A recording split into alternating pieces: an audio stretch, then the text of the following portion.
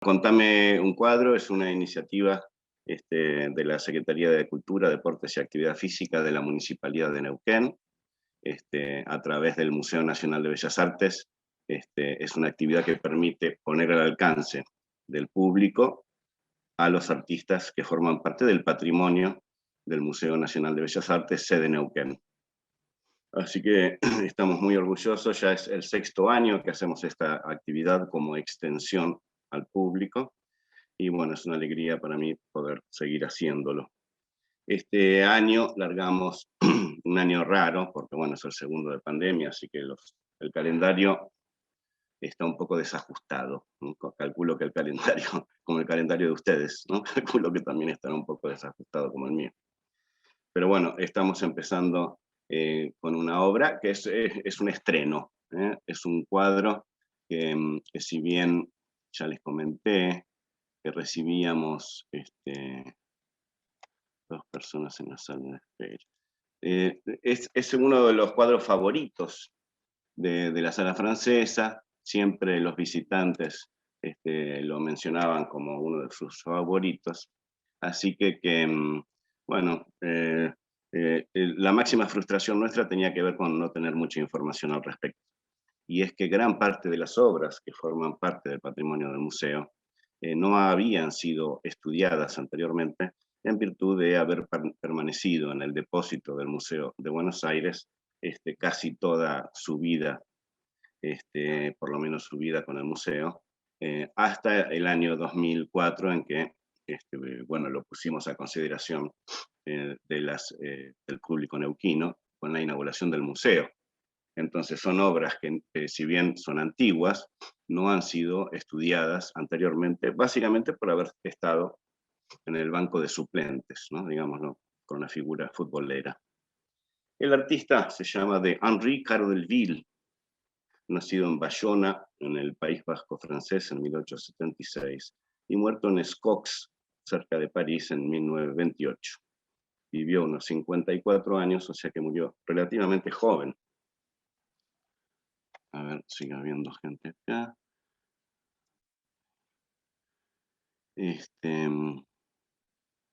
Bien. Lo que pasó con Henri Cardelville es que cualquier investigador de los más perspicaces que busquen información sobre él no encontrarán más que algunos datos biográficos, algunas reseñas de muestras, algunas obras famosas, pero no había otra información de este pintor, ¿no? Y bueno, y eso fue así durante mucho tiempo, que permaneció como una incógnita. Hasta que en el año 2016 tuvimos la fortuna de que una tesis de doctorado fue publicada en Francia sobre este pintor. Y a partir de ahí se abrió el mundo de Henri Cardelville para ser desilvanado y poder tramar esta historia que hoy desarrollaré para ustedes. Entonces, Cardelville, además de pintor, fue decorador, actor, escritor, diplomático y bailarín. Él nació bueno, ya dijimos, en 1876, con el nombre de Daniel Auguste Benjamin Delville. Perdonen mi francés, pero se me mezcla, estoy como mareado entre el francés y los textos en francés y en español. Después adoptó el nombre artístico de Henri Cardelville. Él es gitano por parte de su madre, Caroline, que era poetisa y traductora, y era judío por parte de padre, Fernand Delville, que era heredero de una dinastía de banqueros, que por supuesto nuestro Henri no continuó. Él no mostró interés por el negocio familiar de las finanzas, y tempranamente mostró su afinidad por la danza. Desde chico empezó a bailar flamenco, baile gitano, bueno, también de muy joven mostró vocación por la plástica, por el dibujo y la pintura. Así que no siguió los designios familiares, fue un gran una gran frustración para su padre, pero eso le granjeó un acercamiento a lo largo de su vida y un predicamento mayor con su madre. Em, Cuando muere su padre, su hermano Charles se hace cargo del negocio familiar bancario, pero no los sostiene. No lo sostiene con mucho énfasis, y con la crisis, el crack del 29-30, el negocio del banco familiar desapareció, se quebró, y hasta ahí llegó esa aventura.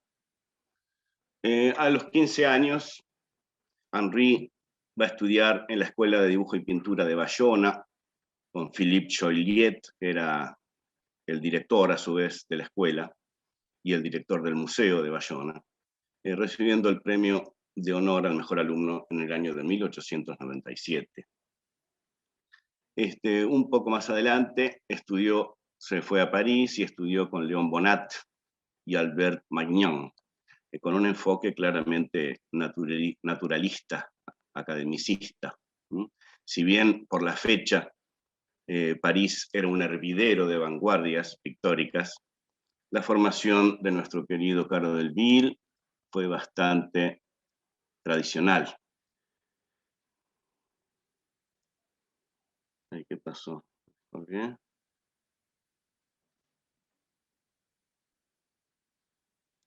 No sé qué toqué. ¿Dónde estoy? Acá estoy. Bueno, ahí, disculpen el desperfecto, pero ahí lo vemos en el fondo, a Caro Delville, a la derecha, en el fondo, como uno de los notables estudiantes de Bonnat, de Léon Bonnat. Bueno, acá llegamos al año 1900. En el año 1900 él se va a casar con Aline Levy, que es la hija del gran rabino del pueblo. Van a tener 2 hijos, Gilbert y Teresa, y de alguna manera Aline se va a convertir en su musa inspiradora. Ahí mismo, en el año 1900, él pinta ya el primer retrato de la esposa Aline, que va a aparecer en muchas de sus composiciones.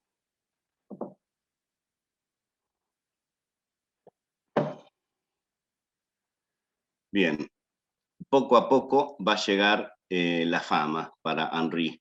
La fama va a venir de la mano de esta obra que estamos viendo en pantalla del año 1901, que se llama La Manicure, y que también forma parte del patrimonio del Museo de Bellas Artes. Está en Buenos Aires, esta obra, de 1901. En él vemos una señora burguesa, Aline, es el rostro de su esposa. Vemos una señora acomodada en un amplio sofá y recibiendo el servicio de manicura, como toda señora burguesa, usando del confort de su posición social.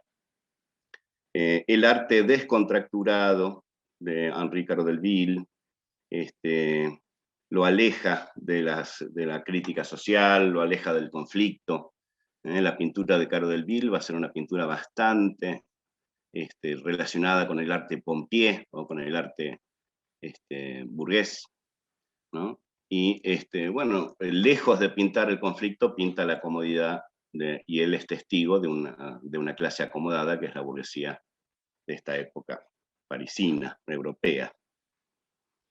Hacia 1902 pinta La Dama de la Hortensia y La Belle Fille, la bella hija, en el Salón de los Artistas Franceses, y sus participaciones en el salón van a ser cada vez más recurrentes.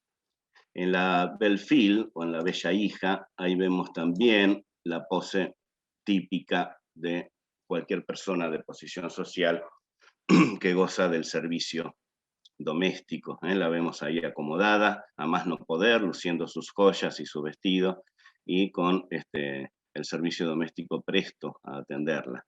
A la derecha tenemos La Dama de la Hortensia. Es una foto que se conserva en blanco y negro del original, porque bueno, muchas obras de Henri Caro Delville fueron destruidas durante las guerras mundiales, tanto la Primera como la Segunda Guerra Mundial. Así que hay mucha obra que o fue destruida o no se conoce su paradero actual. En el año 1902 tenemos esta hermosa composición que se llama Damas tomando el té. Aquí empieza a mostrar su fetiche por las nucas femeninas, la parte trasera del cuello y la nuca de las mujeres, que se transforman también en una suerte de motivo repetido de sus composiciones. La perspectiva desde donde esas nucas son observadas lo ponen al artista casi como un fijón, observando la reunión de mujeres desde afuera, ¿no? Él se crió en un círculo notoriamente femenino y al casarse incorporó a las hermanas de su mujer Aline, con lo cual él convivió en un círculo femenino bastante amplio, convirtiéndose en un gran observador de estas mujeres, sus interacciones, sus complicidades, y siempre mirándolas de afuera como un otro, ¿no? La construcción del fondo es la casa de Jacques-Émile Blanche, otro pintor conocido por todos nosotros, que fue el pintor de Mujer leyendo, que es también una pieza muy bella que adorna nuestra sala francesa. Bueno, hacia 1903 sigue participando en los concursos, esta vez presenta La joven sirvienta, que también la tenemos a la derecha en blanco y negro por no conocerse actualmente su paradero. Y también les agregué ahí un par de estatuillas hechas en cerámica, hechas en cerámica por el mismo artista, para empezar a abonar esta idea de que no se trata de un simple pintor burgués acomodado, sino de un artista con varias facetas y una personalidad con varias facetas y varias actividades que ha ido desarrollando a lo largo de su vida. Acá vemos al grupo que les comentaba antes, las hermanas de Aline, toda la familia, las hermanas Lévy. En el año 1904 se presenta Ma Femme, o sea, mi mujer y sus hermanas, en el Salón de Bellas Artes de Múnich, obteniendo una medalla. Con la manicure también la presenta en otros salones y con la manicure cosecha preseas y galardones en cada uno de los salones y muestras en donde la presenta. Bueno, ahí vemos una imagen. Aline es la que está sentada en esa suerte de sillón, dando el pecho. Es casi un calco de la otra hermana que se ve en el fondo con el bowl de frutas. Son muy iguales, muy parecidas.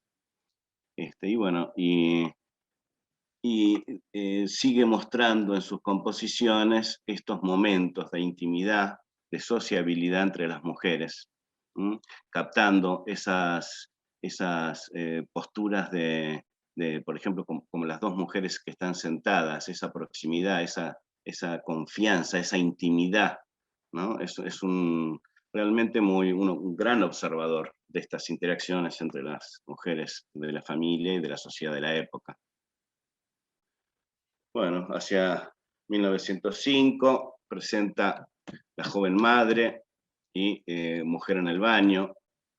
En 1906 empieza a presentar también retratos, y estos años van a ser años de gran fortuna para Henri Cardelville, porque se va a transformar en uno de los elegidos de la gente adinerada para retratarse y retratar a sus conquistas, a sus mujeres, ¿no? Y sus casas y sus mansiones. Así que bueno, estas preseas a partir de la manicura en el año 1901 en el Salón de París le granjeó un pasar económico muy holgado a nuestro pintor. Hacia 1907 presenta Sueño Florido en el Salón de la Sociedad Nacional de Bellas Artes.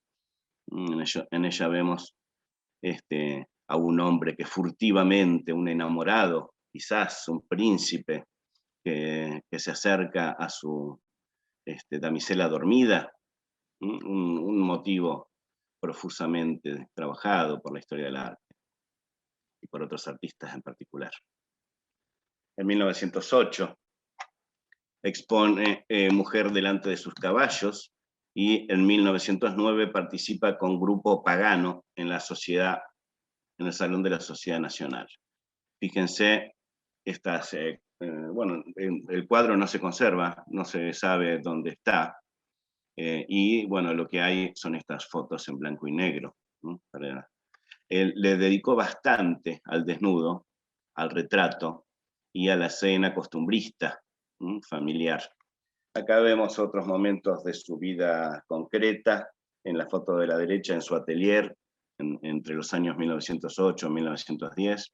En él posa orgulloso frente a un desnudo, y en la composición de la izquierda lo vemos apoyado en una suerte de mueble, de armario, ciego, y arriba de él se ve a la Dama de la Hortensia y a la izquierda el Grupo Pagano, entre otros cuadros que uno podría llegar a adivinar de su departamento del año 1910.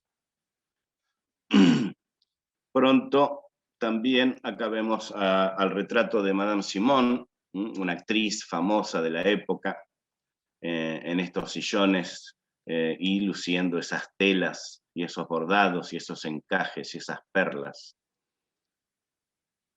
Vamos a hacerlo entrar a Ángel. Así que eso es el año 1908. Y toda dama que se preste y que se precie tiene también su perrito acompañante, su mascota. Bueno, Mujer que se peina en el año 1909. Ahí repite este fetiche que yo les comenté de las espaldas desnudas y las nucas con el cabello recogido, que tantas veces él pinta. Ahí lo vemos, ahí entró Claudio, ahí lo vemos también en su atelier pintando esta obra de 1909. En 1910 vuelve a la escena parecida a la casa de los Blanche, donde se ve de fondo la casa de Jacques-Émile Blanche. En el año 10 él es nombrado caballero y se le entrega la Legión de Honor. Es una condecoración del Estado francés a las personas de gran renombre y de gran participación cultural, a la que se le reconocen sus méritos. En esta composición de 1910, el diario, vemos a estas mujeres compartiendo una lectura y también un momento de intimidad, ¿no? En silencio, de reposo. Por supuesto que podemos adivinar que todo esto se da en un marco de glamour y confort, como corresponde a la clase social. Bueno, ahí llegamos al año 11, que es el año de nuestro cuadro. Esta es la página del Museo de Buenos Aires. A mí siempre me gusta utilizar esta referencia, que es la que hay dentro del poco estudio que tiene la obra. Es la referencia que nos aporta el Museo Madre. Así que bueno, partimos de analizar este tipo de información. Sabemos que es una donación, esta obra, de Rodolfo Pirovano, que entró al museo en el año 32. Y fíjense, estuvo del 32 hasta el 2004, estuvo 72 años en depósito, a pesar de ser una pieza que en su momento perteneció a un artista de bastante renombre. Bueno, es del año 1911, dice arte del siglo XX, escuela francesa, no distingue qué escuela es, lo cual es curioso porque todos sabemos que no había una escuela francesa, sino que había muchas escuelas, ¿no? Y que era un hervidero. París y bueno, toda Europa, el centro de Europa, era un hervidero de vanguardias y de escuelas y de movimientos, con lo cual es bastante impreciso. Nosotros podríamos apuntar que perteneció, si perteneció a algún tipo de escuela, fue a un naturalismo académico o estuvo influenciado por un naturalismo académico. Bueno, en esta obra, que ahora la vamos a ver en detalle, el objeto de adoración son estos macarrones que están sobre el escritorio y las fuentes de varios pisos, que exponen estos dulces franceses son la versión francesa de los alfajores. Ya en la enciclopedia de 1904 de Alberto Signori ya figuraba el macarrón como un objeto típicamente francés. El macarrón se hace de harina de almendras, clara de huevo y azúcar. Eso se hace una galletita que después es rellenada con ganache o cremas de dulces y de sabores.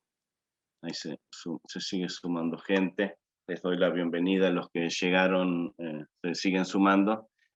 Bueno, después esto está siendo grabado, así que va a estar la posibilidad de que repasen la primera parte. Bueno, en nuestra composición, entonces, Danse la Patisserie del año 1911, lo que vemos es un grupete de 3 mujeres paradas hacia la derecha en el fondo, que están compartiendo una degustación de dulces, pero sobre todo mantienen entre ellas una conversación, son como compañeras con una confidencia, están como burlonamente riéndose de alguna situación, están como compartiendo un chiste. Esa es la sensación que da. Después, el segundo grupito de personas está conformado por la dependiente de la tienda, que amablemente estira su mano con una bandeja de macarrones, y una señora mayor que parece con su mano estar protegiendo a la niña de esas lenguas filosas de las señoras de atrás, quizás ofreciéndole un dulce, ¿no?, que elige, pero claramente hay una señal de protección en su mano, como que fue necesario esa protección. Quizás, a mí se me ocurre que puede ser por lo que las señoras de atrás murmuran. Más allá de eso, la manito en la cintura de la madre hacia la niña es un gesto profundamente maternal y que, bueno, está lleno de significado, ¿no? Es una imagen muy fuerte para cualquier persona, esa manito en la cintura, y que nos hace recordar claramente al amor maternal. En la misma clave, el mismo año, él pinta La hora del té, óleo sobre lienzo de 1911. Ahí vemos de vuelta un grupito de 3 señoras de pie, a la derecha, arriba. También están compartiendo un chiste, claramente están en una conversación de a 3. Tenemos en la otra punta de la mesa, a la izquierda, una señora concentrada en su sorbo de té, sin estar participando, aparentemente, de la reunión. Y tenemos el recurso utilizado en la obra Danse la Patisserie, que es la obra que comentamos recién, de la mano en la cintura de la criatura, como una forma de darle un espacio a la niña en esa reunión de mujeres, darle un espacio para escucharla y para atenderla. La pintura de Caro del Vil es una pintura que va tornando cada vez más imprecisa y difícil de catalogar.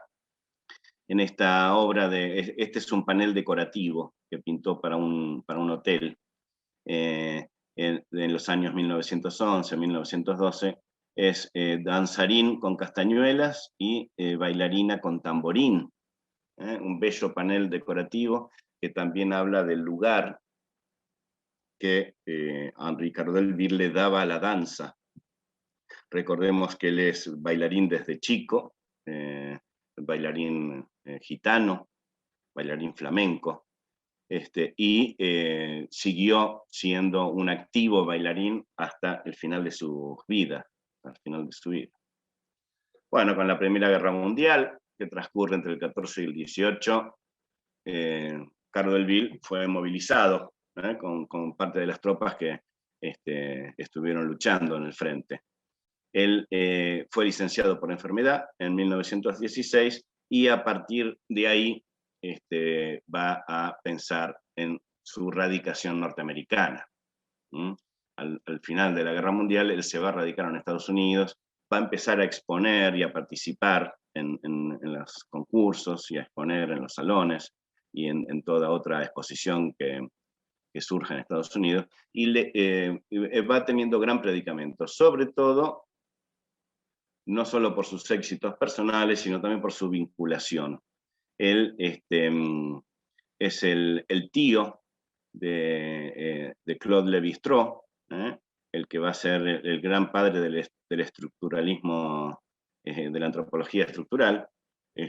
Bueno, él fue tío de Claude Lévi-Strauss y estaba relacionada con los Levi, Robbie y la familia Robbie, que eran familias que estaban muy, muy bien vinculadas con magnates y gente de posición social en Estados Unidos.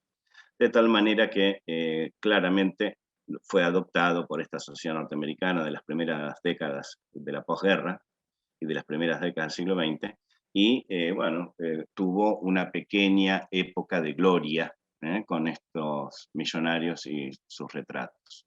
Ahí lo vemos en el Carnegie Institute en 1913, es el muchacho también, el último de la derecha, ya es convocado como jurado en Estados Unidos, hablando del renombre que llegó a obtener en algún momento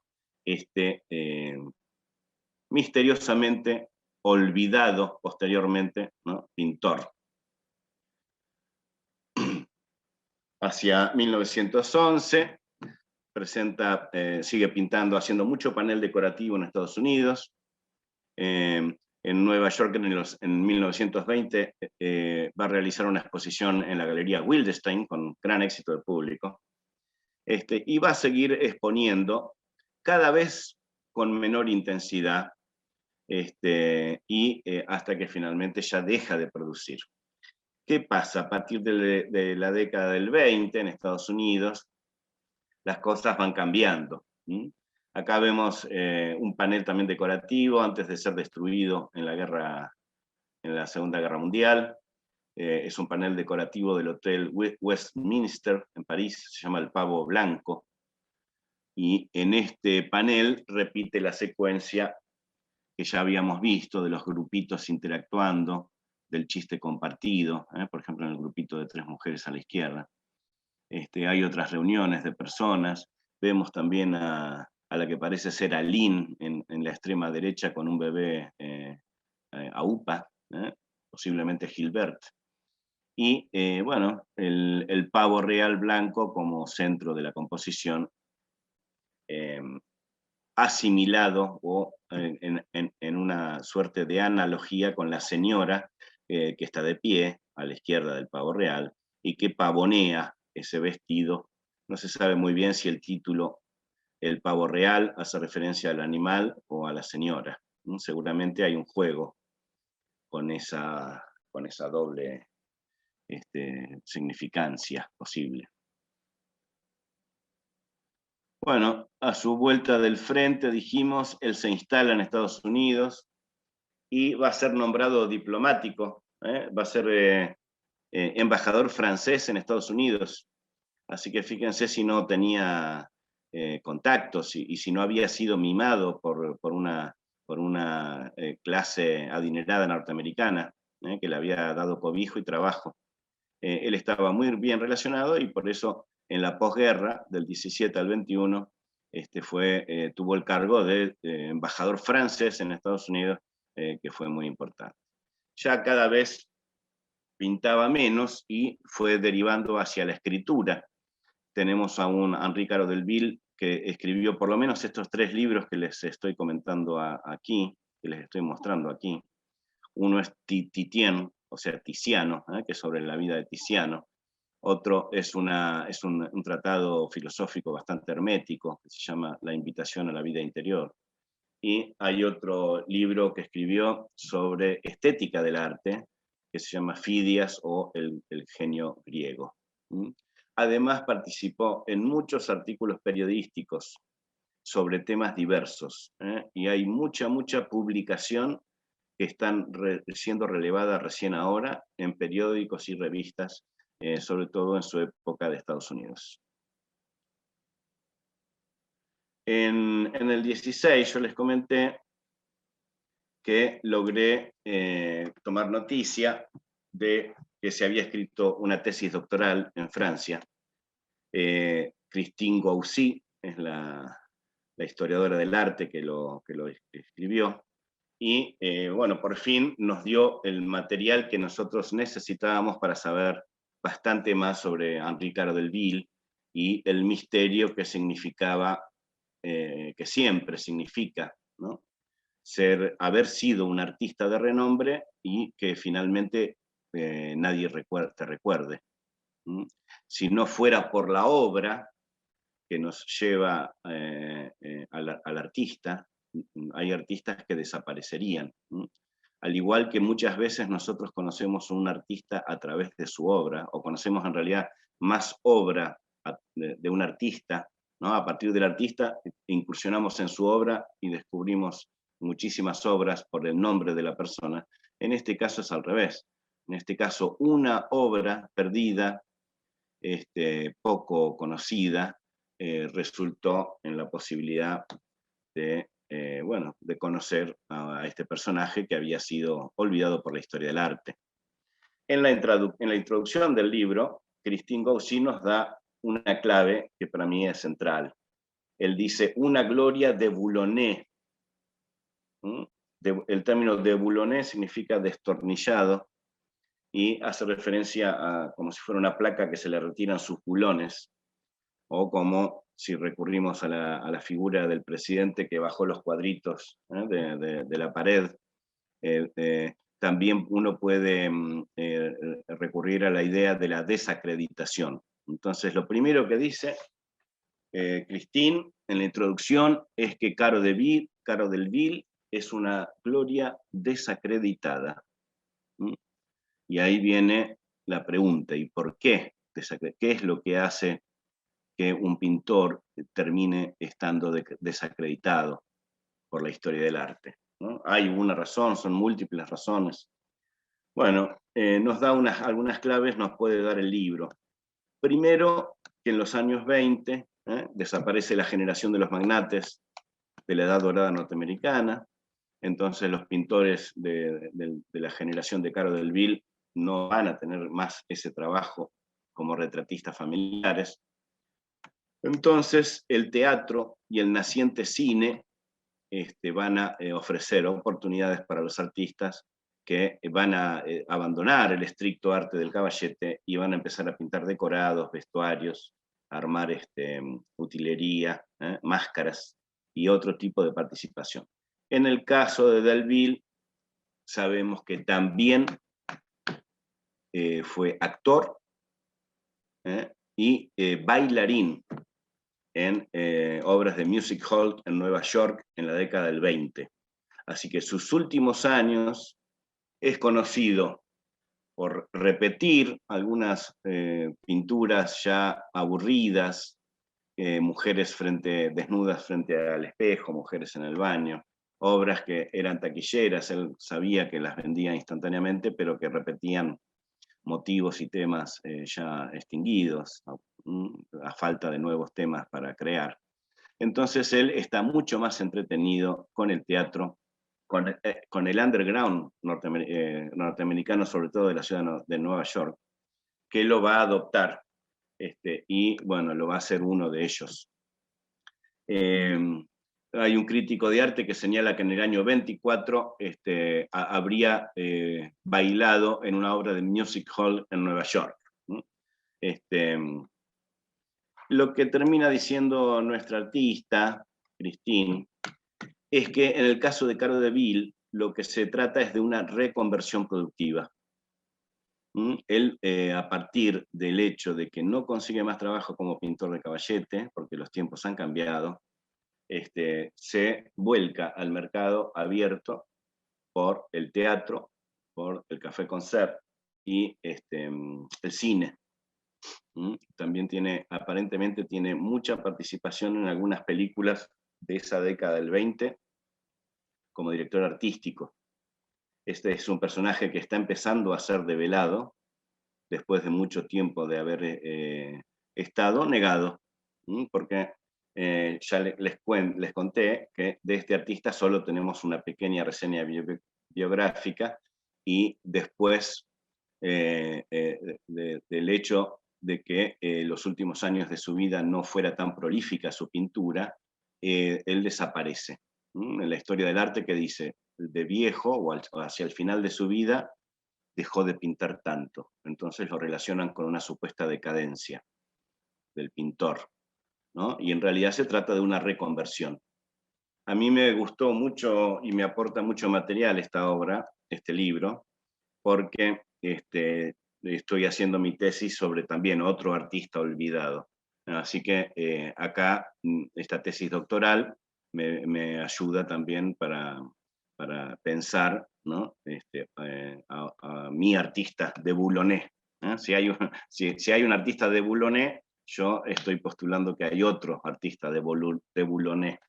Capaz que terminamos dándonos cuenta de cuáles son estos mecanismos de la historia del arte que hacen que un pintor sea famoso por momentos y después sea olvidado.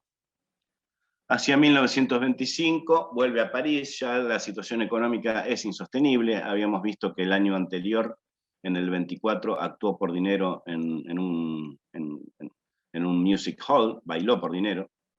Así que los últimos años está en París, muere en el año 28, producto de una congestión cerebral. Atendido por su familia, muere a los 54 años. Si bien su obra está en una decena de museos del mundo, todavía su vida no ha sido contada suficientemente. Es uno de esos artistas que todavía siguen siendo figuritas difíciles para los guías de museos y para los catálogos. Esperemos con este trabajo darle un poco más de luz a las obras que tenemos en Neuquén, y ya sabemos que detrás de ese cuadrito tan simpático que se llama Dans la Pâtisserie, que está ubicado en la sala francesa de nuestro museo, está la historia, ¿no? de un hombre en su tiempo y que se tuvo que deconstruir y resultó otra cosa. Es interesante porque, bueno, la historia del arte cuenta solo, en general, la vida de pintores que terminan muriendo de viejos luego de una vida larga, pero mueren de pintores. En cambio, hacia el final de su vida, se corrió y se dedicó a la danza. Imagínense, ¿no? Todo lo que significó en la época ese vuelco.